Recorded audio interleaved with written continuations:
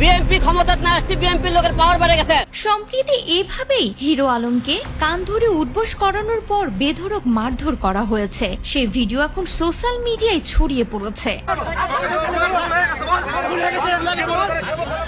জানা যাচ্ছে বিএনপির ভারপ্রাপ্ত চেয়ারম্যান তারেক রহমানকে ব্যঙ্গ করার অভিযোগে বগুড়ায় আদালত চত্বরে আলোচিত ইউটিউবার আশরাফুল আলম ওরফে হিরো আলমকে কান ধরে উঠবস ও বেধড়ক মারধর করা হয়েছে।